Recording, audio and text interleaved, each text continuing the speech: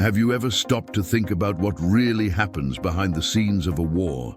While you watch this now, perhaps sipping your coffee, relaxed on the sofa, there is a brutal truth that few people have the courage to face.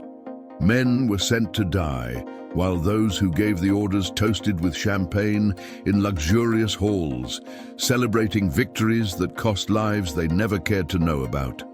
This is not a conspiracy theory. It's not an exaggeration. It's real, documented history with names, faces, and shattered families. And the most terrifying thing, many of these soldiers discovered too late that they were merely disposable pieces on a political chessboard, sacrificed not for freedom, not for the homeland, but for inflated egos and decisions made behind closed doors, far from the smell of blood and gunpowder. Today I'm going to tell you a story that will move you.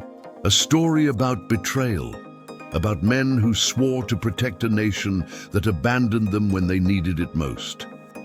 But stay with me until the end, because this is also a story about rebirth, about how some of these soldiers managed to transform the deepest pain into a purpose that saved not only their own lives, but the lives of hundreds of other forgotten veterans. Imagine the scene.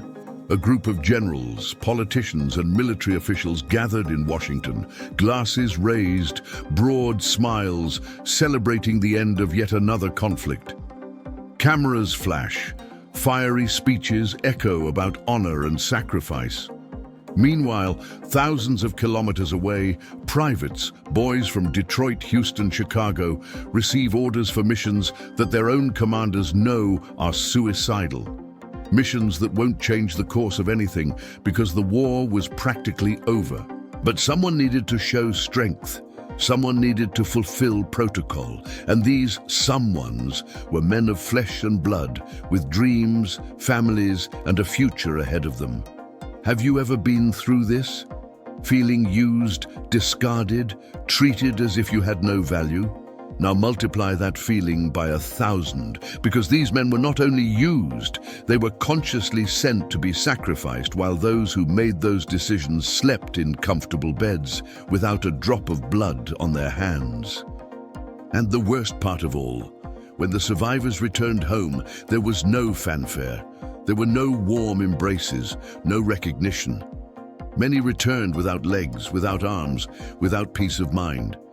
And they found a country that preferred to forget, that turned its face away, that left them to sleep in the streets of the very cities they swore to defend. What you are about to discover may surprise you, because this story doesn't end in tragedy. Some of these men, against all odds, against all abandonment and all pain, managed to rise again. They found a way back, not to the life they had before, because that would never exist again, but to a new life, built upon the rubble of betrayal. And this transformation, this impossible capacity for rebirth when everything conspired for destruction, is what makes these stories not only sad, but profoundly inspiring. So take a deep breath, because what comes next will make you feel anger, sadness, but also an unexpected hope. Let's start at the beginning, with the mission that should never have happened. So take a deep breath, because what comes next will make you feel anger, sadness, but also an unexpected hope. Let's start at the beginning, with the mission that should never have happened. Before we continue, I need to ask you something. If this topic resonates with you, if you're feeling something here, leave a comment now. It can be anything, a reflection, a personal experience, even just saying what you're feeling right now. You know why? Because when you comment, when you share your story or your opinion, you're not just interacting with a video, you're building a community. And it's this community that keeps these stories alive, that ensures these men aren't forgotten again. Your participation here is what makes this channel grow and reach more people with this type of content. Every like you leave, every comment you write, is a signal to YouTube that real stories that matter, deserve to be seen. So if you're not yet subscribed to the channel, click the subscribe button now, because every week I bring stories of real people who transformed pain into power, who were reborn when everything seemed lost. and you'll want to be here to hear each one of them. I know it sounds cliché to ask for likes and subscriptions, but here's the stark truth. Channels that talk about these heavy stories, about trauma, about rebirth, don't have the same reach as light entertainment videos. The algorithm doesn't favor us. So if you want to continue seeing this type of content, if you want more people to know these stories that need to be told, this simple gesture of liking and subscribing makes all the difference. It's your way of saying, these lives matter. These stories deserve to be heard. Now let me take you back to 1968, to the outskirts of Saigon, Vietnam. A group of American soldiers, most under 25, receive orders for an operation that behind the scenes was already considered unnecessary by the military strategists themselves.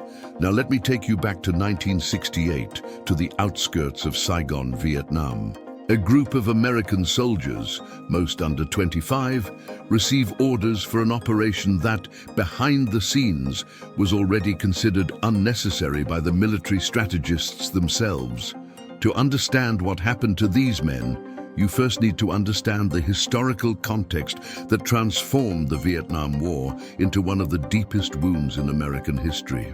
While you watch television images of helicopters, explosions, and soldiers marching through the jungle, there was a hidden truth that the American public would take years to discover.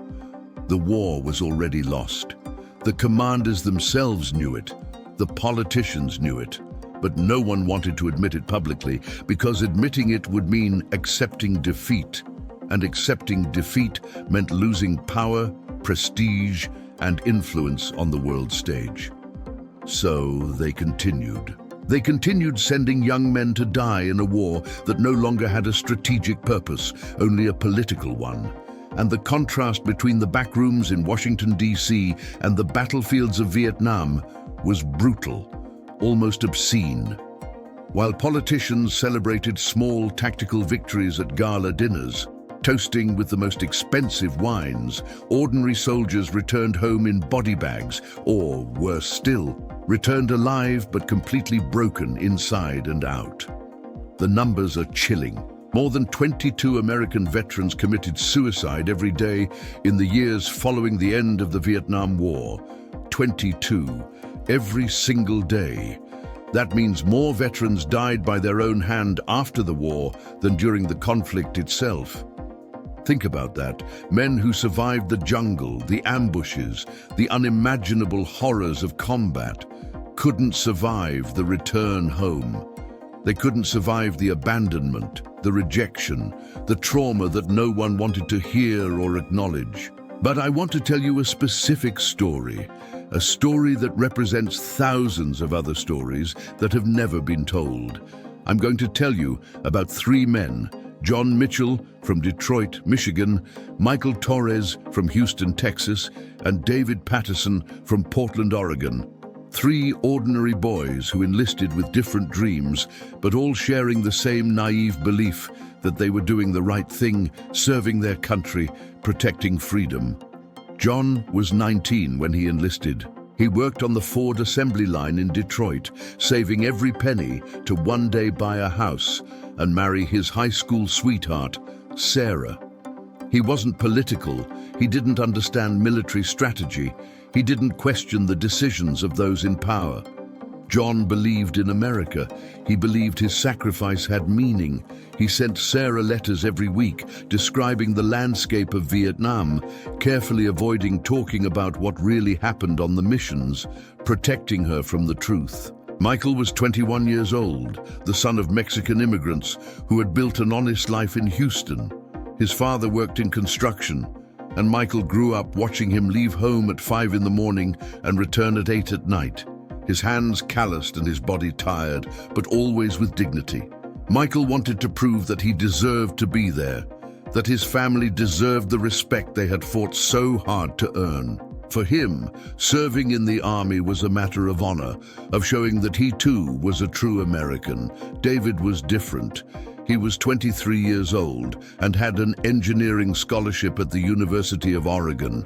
But when his best friend died in Vietnam, David abandoned everything and enlisted, not out of blind patriotism, but out of anger, out of pain, out of a distorted sense that he needed to avenge that death. He wanted to make a difference. He wanted his friend's death to have meaning. He didn't yet know that he was about to discover that none of those deaths had the meaning they imagined. In March 1968, these three men were part of the same platoon. Peace negotiations had already begun in Paris, but the American public didn't know it. The soldiers in the field didn't know it either. They were ordered to conduct a search and destroy operation in an area near the Cambodian border. The mission had a nice name, something like Operation Phoenix or Operation Freedom, one of those names that sound heroic in reports, but in reality mean only blood and terror. The official objective was to neutralize a supposed Viet Cong base. But documents declassified decades later would reveal something disturbing. Military intelligence already knew that the area was practically abandoned. There was no significant enemy base. There was no real threat. The mission existed only to show numbers, so the generals could present progress reports in Washington to justify spending millions of dollars and continuing a war that was already lost. John, Michael, and David didn't know this. They entered that jungle believing they were doing their duty. The operation was a disaster from the start. The platoon was ambushed, not by a large Viet Cong force, but by a small group of guerrillas who knew every inch of that terrain. In 40 minutes of chaotic combat, 6 men died. John was shot in the leg, the bullet destroying his knee. Michael lost 3 fingers on his right hand in a grenade explosion. David was one of the few who emerged physically unscathed, but something inside him died that day. The moment of betrayal came months later, when they were already back in the United States. David, who had a university education and access to libraries, began to research, to read, to question. He discovered articles in alternative newspapers, began to connect dates and events. That's when he found a leaked report showing that the military commanders knew the unnecessary nature of that operation. They knew and sent those men anyway. Now I want to delve even deeper into this subject because this revelation was not a moment of liberating clarity. It was an emotional earthquake that shattered everything these men believed in. Imagine building your entire identity around the idea that you are a hero, that your friends died for a noble cause, and then discovering that it was all a calculated lie. That your friends didn't die defending freedom. They died defending egos. They died so that generals could show positive numbers in reports. They died so that politicians could avoid the public humiliation of admitting a mistake. David tried to tell John and Michael this. John didn't want to hear it. He needed to believe that the shot that destroyed his knee, that ended his dreams of working on the assembly line and buying that house, had a greater purpose. Accepting the truth would mean accepting that he was discarded, used as a statistic on a spreadsheet of political decisions. So John chose denial.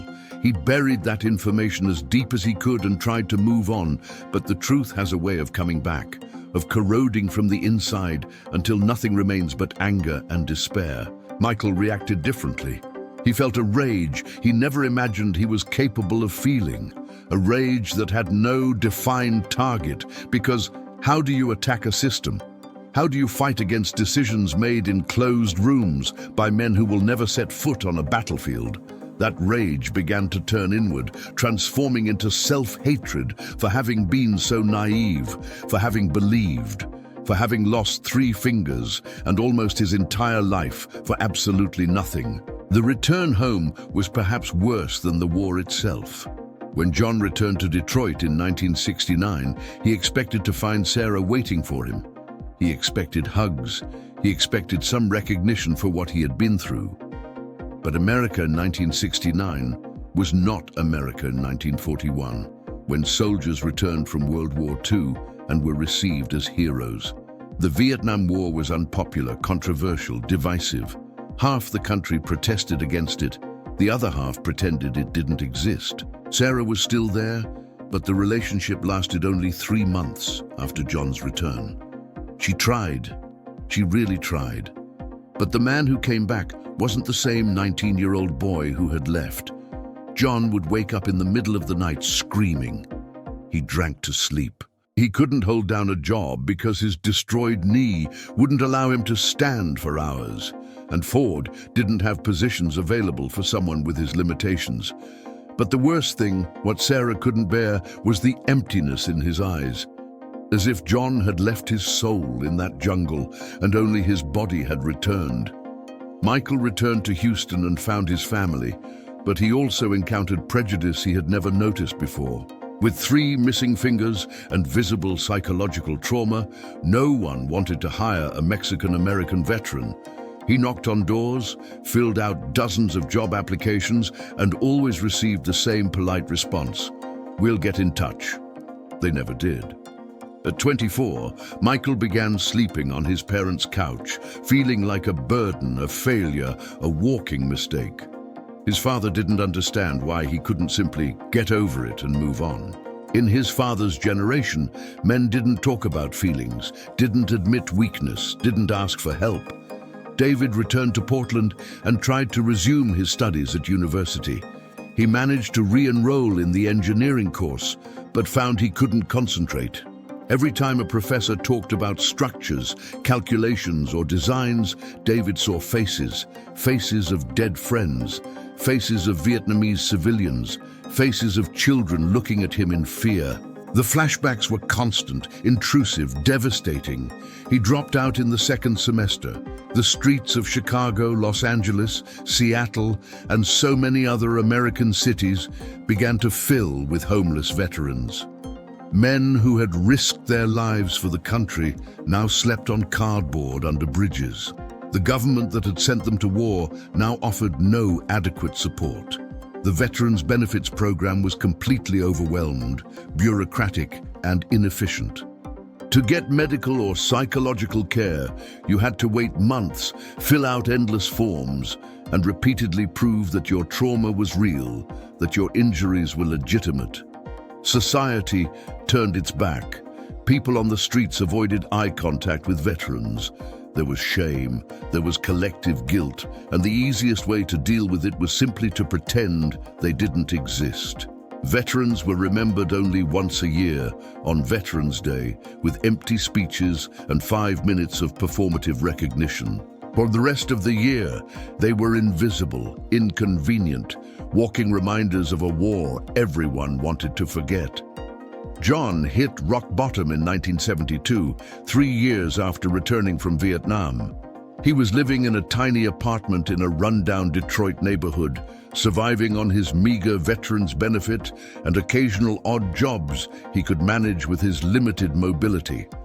Sarah had married another man. His parents had died in a car accident the previous year. He had no one left. That's when John discovered heroin. It wasn't a conscious decision of, "I'm going to become an addict." It was a decision of, "I need to make this pain stop, even if only for a few hours." Heroin did exactly that. When he was high, the ghosts disappeared. The memories became blurred. The self-hatred took a backseat. For a few precious hours, John could exist without feeling the crushing weight of everything he had lost. Addiction consumed everything that remained of him in a matter of months. John sold anything of value to buy his next fix. He stopped paying rent and was evicted. He slept in shelters when there were vacancies, or on the street when there weren't. On a cold winter night in 1973, John lay under a bridge with a dirty needle beside him, so high he could barely move. And for the first time in years, he felt something other than pain and emptiness. He felt peace, and in that moment, he truly wanted to die. He wanted to close his eyes and simply never wake up again. Michael followed a different but equally destructive path. He didn't use drugs, but found his poison in alcohol and violence. Michael began frequenting cheap bars in Houston, where he sought out fights. Any excuse would do. Someone gave him a dirty look, someone made a wrong comment, someone was simply there. Michael wanted to feel physical pain because it was the only pain he could understand, the only pain that made sense. He was arrested 3 times for assault. His family distanced themselves from him, not out of lack of love, but out of self-preservation. They didn't know how to help, and Michael wouldn't let anyone get close. One night in 1974, Michael was in a bar when someone made a joke about Vietnam veterans being losers. Michael exploded. He smashed a bottle over the man's head and began beating him with a violence that shocked even the other violent patrons. It took 4 men to restrain Michael. The police were called. Michael was arrested again, but this time the judge had no patience. He sentenced Michael to 18 months in prison. It was in prison that Michael first attempted suicide.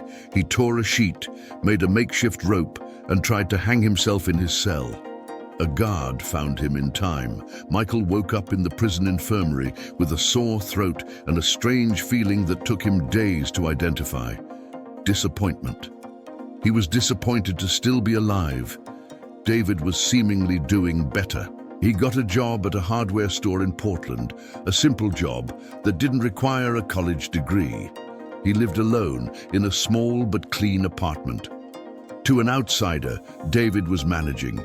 But inside, David was dying a little each day.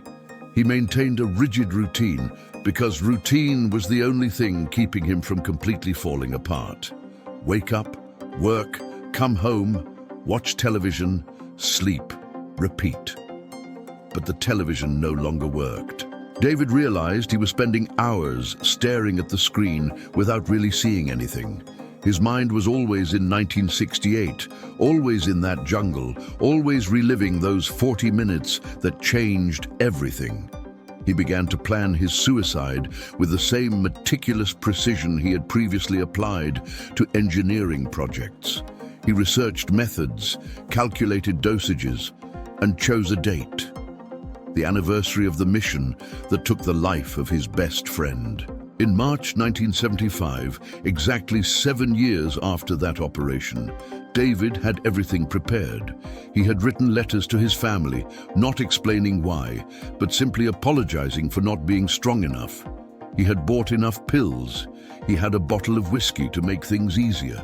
And then, on the appointed day, something happened. David was walking to his apartment after work, carrying that bottle of whiskey and the pill bottle in his coat pocket, when he saw a man sitting in the gutter. The man was dirty, clearly homeless, and wearing a tattered military jacket. David was about to walk past, as he always did, but then the man raised his head and their eyes met. And in that look, David saw something that made him stop. He saw the same emptiness, the same despair, the same pain that he saw in the mirror every day. The man didn't ask for money. He simply said, "You've been there too, haven't you?" David didn't need to ask where there was. He knew. He sat on the curb next to the man, and for the first time in 7 years, David began to speak. He spoke about the mission, about the betrayal, about the anger and the emptiness. And the man listened because he too had his own story, equally painful, equally devastating. The man's name was Robert. He had served in 1967 and was now part of a small group of veterans who met weekly in an abandoned church in downtown Portland.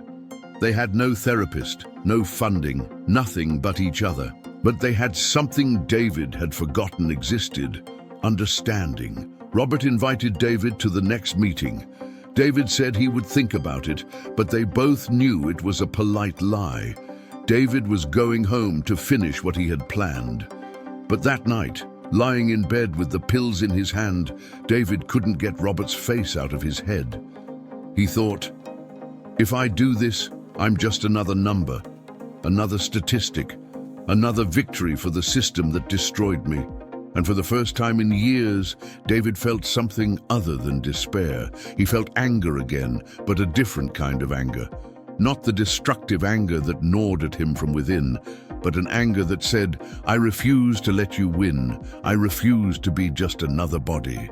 David kept the pills. He didn't throw them away. He wasn't ready for that yet, but he kept them. And the following week, he went to that abandoned church. There were 12 men there, sitting in broken chairs in an imperfect circle. No one forced David to talk.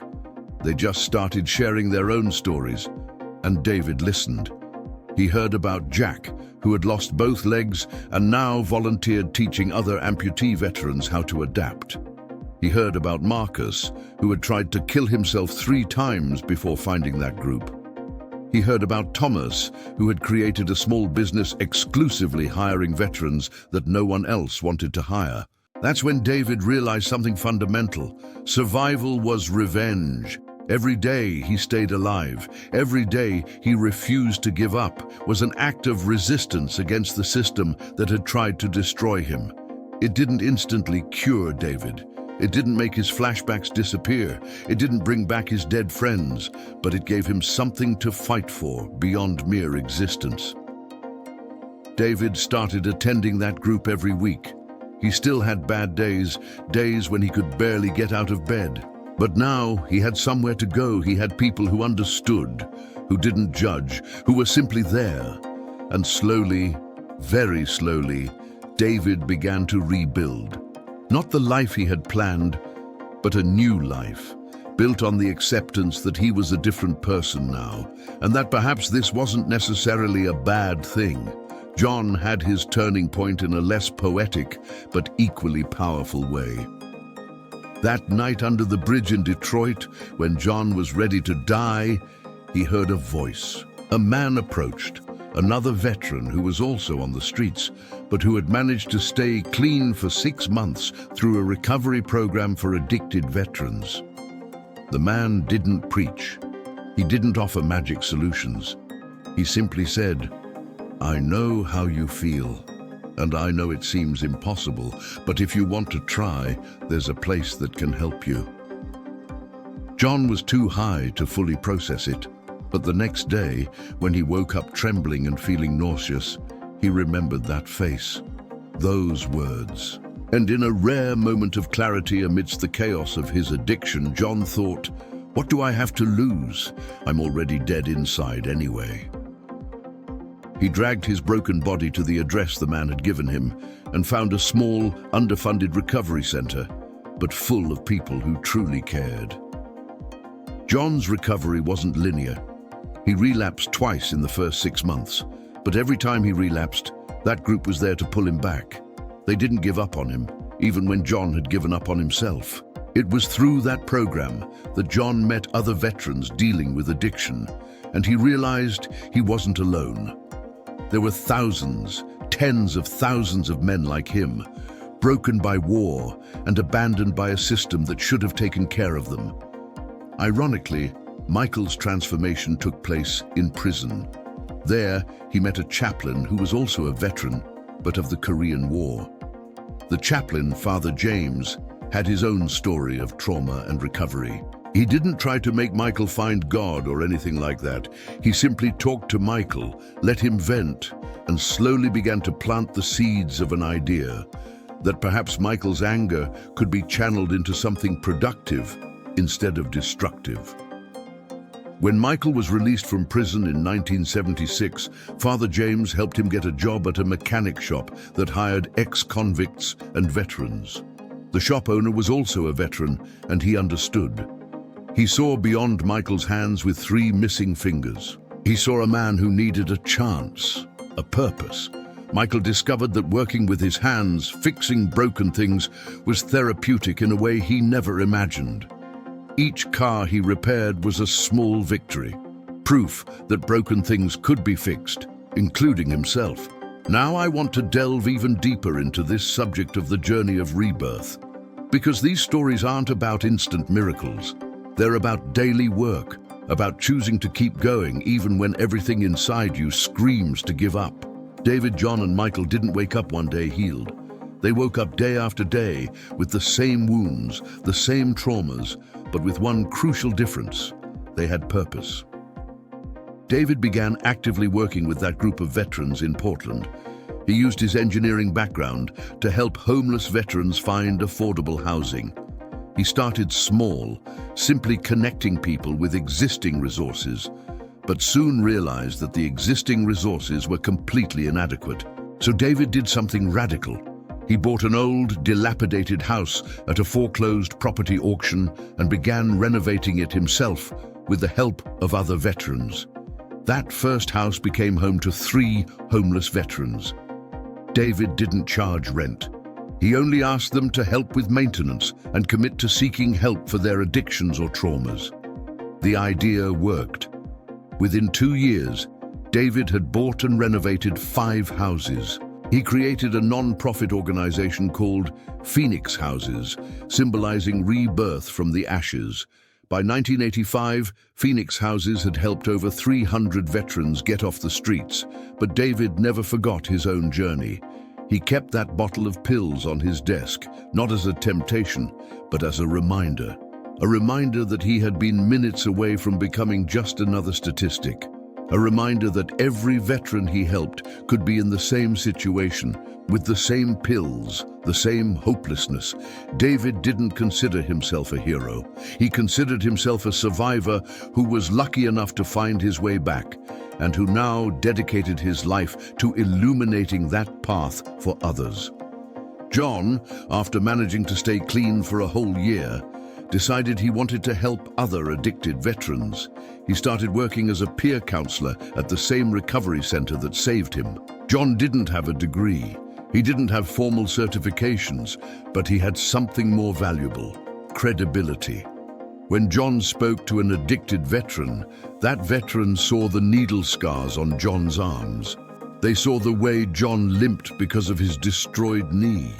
They saw in John's eyes the same emptiness they felt, and because of that, they listened.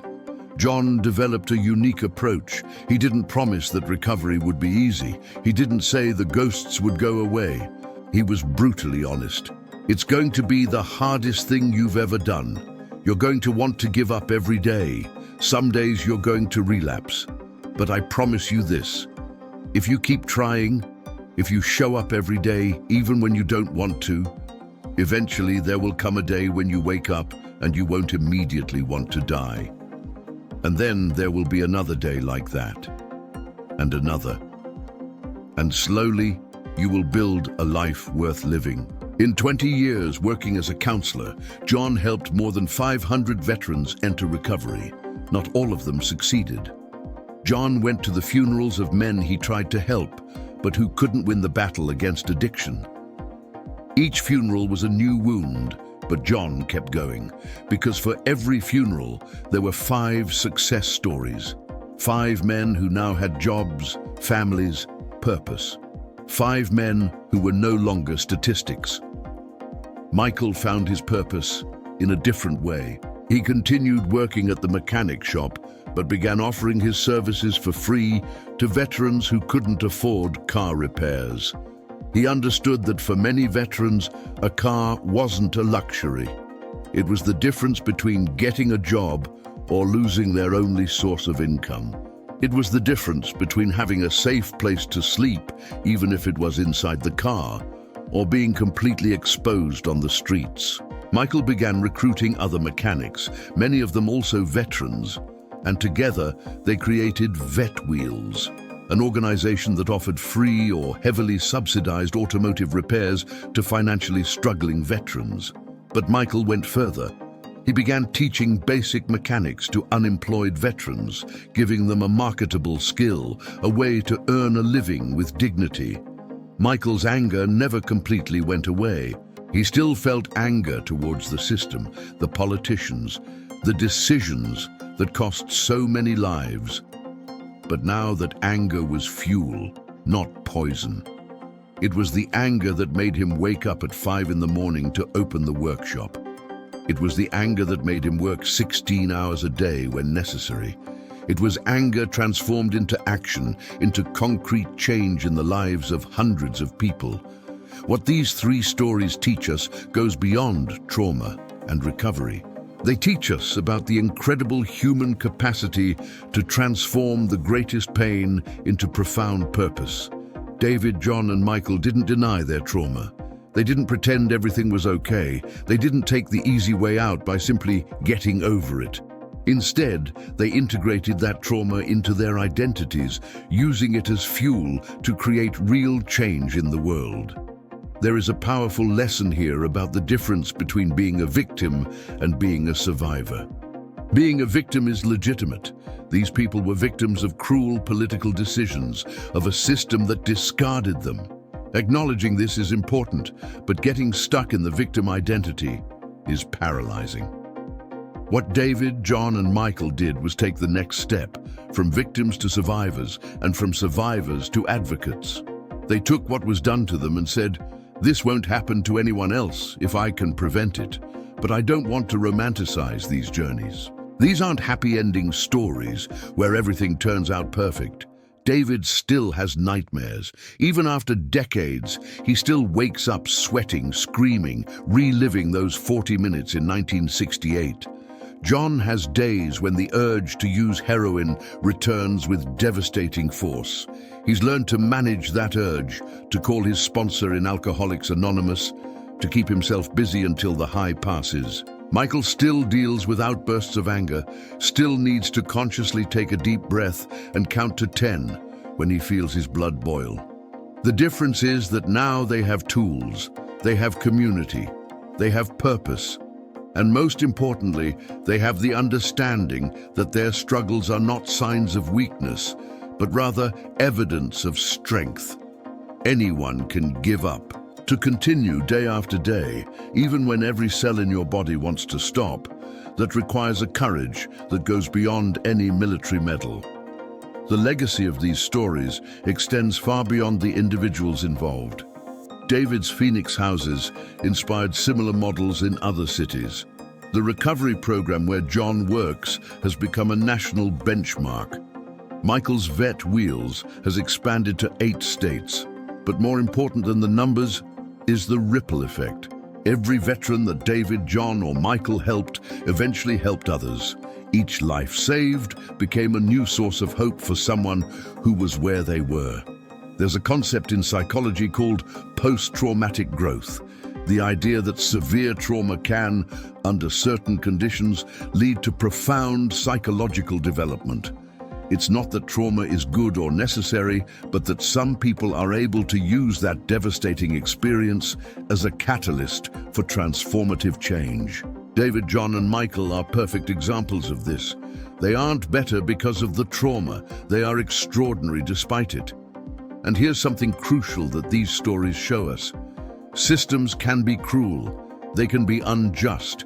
They can destroy lives. But the human spirit, when it finds purpose and community, is incredibly resilient.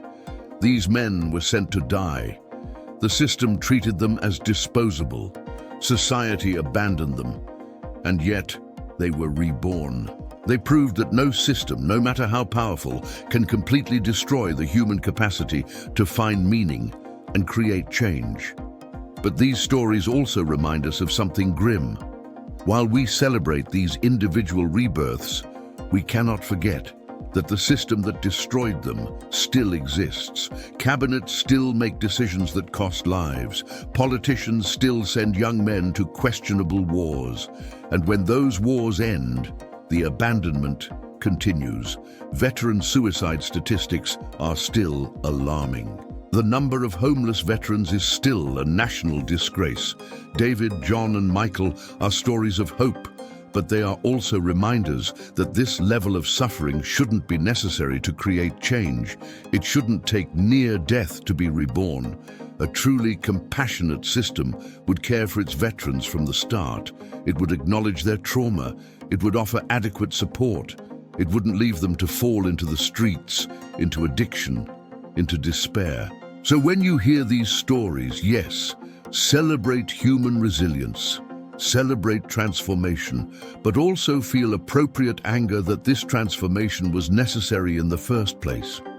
Feel anger that there are thousands of veterans who weren't lucky enough to find a Robert, a Father James, a support group at the right time. Feel anger that for every David, John, and Michael who was reborn, there are dozens who didn't, who became statistics, who died believing they were disposable. The true value of these stories lies not only in inspiring us, but in calling us to action, in making us ask ourselves, what can I do? How can I contribute so that fewer people have to go through this? How can I support veterans in my community? How can I push for systemic changes that prevent this cycle of trauma and abandonment? Because ultimately, David, John, and Michael will tell you, they are not special. They don't have superpowers.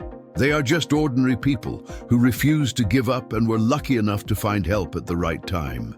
And if there were more resources, more support, more social understanding about trauma and PTSD, how many more people could have their own stories of rebirth? These aren't just stories about the past. They're about now, about the decisions we're making today, about how we treat veterans today, about the kind of society we're building. They remind us that behind every statistic there's a real person with dreams, fears, potential, and that when we choose to see these people, when we choose to invest in them, when we choose to create support systems instead of abandonment, miracles can happen. David still runs Phoenix Houses. He is now 68 years old with completely white hair, but the same determined eyes. He will tell you that his biggest regret is not having gone to war, but that it took him 7 years to find his purpose. 7 years of unnecessary suffering that could have been avoided if there had been adequate support from the beginning. John is 72 years old now. He still works part-time as a counselor, even though he's officially retired, because, as he says, these kids need to know it's possible. And the only way they'll believe it is by seeing someone who's been through it. John estimates he's saved more lives as a counselor than he would have if he'd stayed in Vietnam and been a perfect soldier.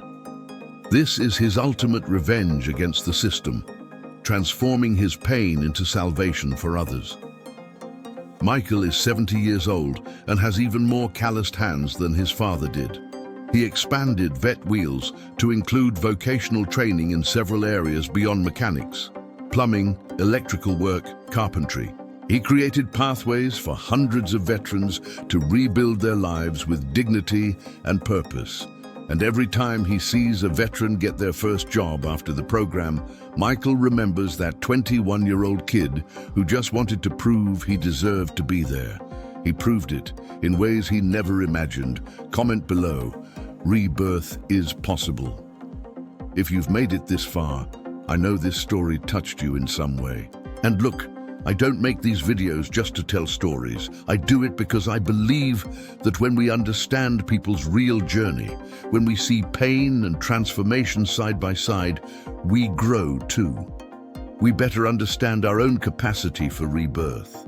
So if this content resonated with you, if you felt it was worth every minute so far, leave a like. It's not just for the algorithm, although that helps, but because that like shows me that there are people interested in real stories, in genuine transformations, not in superficial content. And the more people like it, the more YouTube will understand that it's worthwhile to show this type of story to those who really need to hear it. If you're not yet subscribed to the channel, now's the time.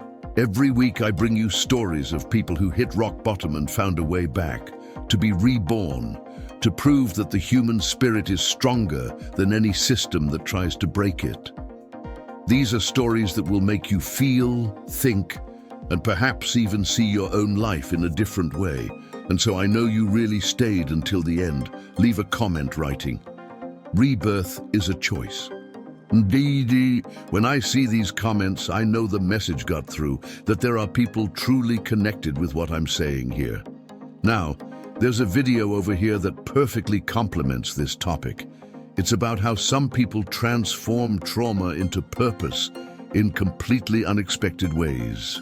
Click and continue with me there, because this conversation isn't over yet. Thanks for being here. See you in the next video.